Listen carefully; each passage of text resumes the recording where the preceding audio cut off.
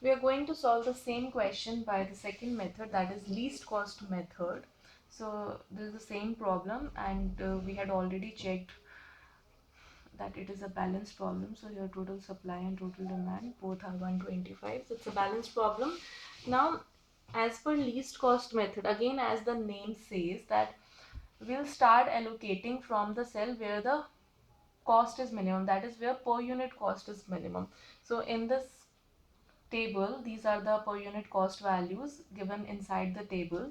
So here we see that the minimum cost or the least cost is here as well as here. So there is a tie between the minimum cost. So where should we allocate first? From S1 to D3 should we make the first allocation, or from S2 to D3? So whenever there is a tie between the minimum cost, so we'll select that particular cell where we can allocate or transport more. So if I select this particular cell, then how much units can I allocate?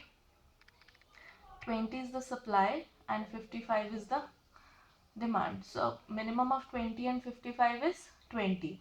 But if I select this cell, then how much allocation can I make here, or how much units can be transported at this particular cell? Minimum of 50 and 55, which is 50.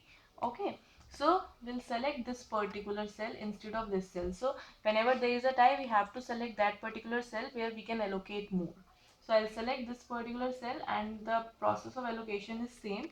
Corresponding to this particular cell, supply is 50, demand is 55, minimum of 50 and 55 is 50.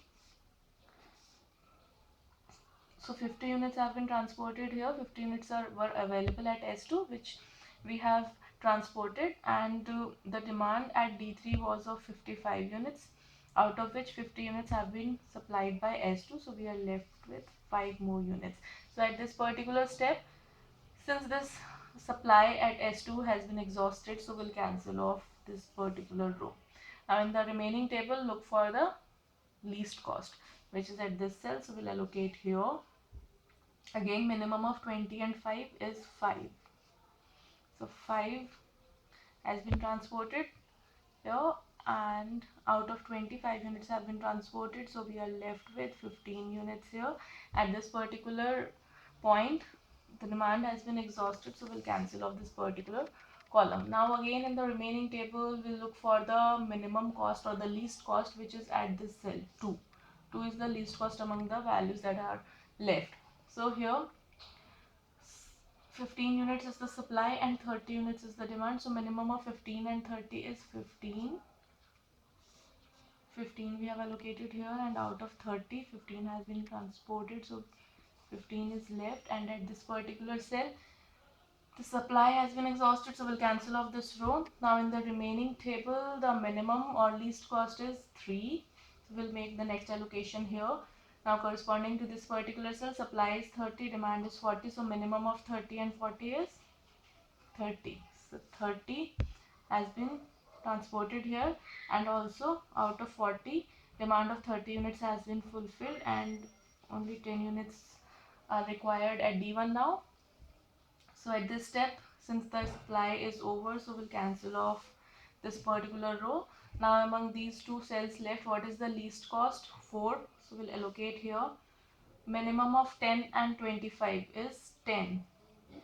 So 10 we have transported here, and also out of 25, 10 has been transported. We are left with 15 units here. At this step, the demand is over, so we'll cancel off this column. So again here also we are left with this cell.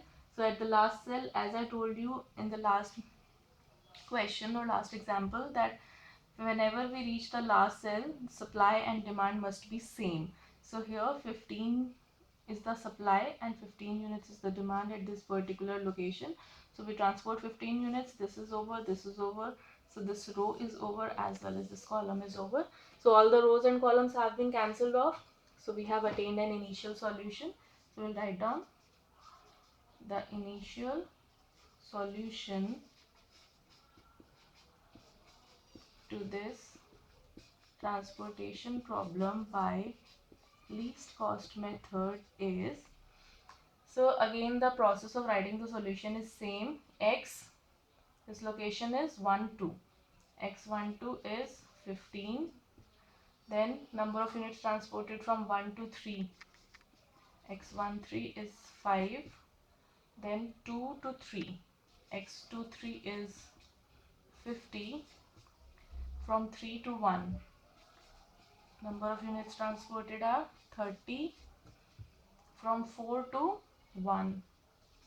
Number of units transported are 10, and this location is 4 2. So from 4 to 2, number of units transported are 15, and correspondingly we will also write down the transportation cost. So the process of writing the transportation cost is again same. 15 into 2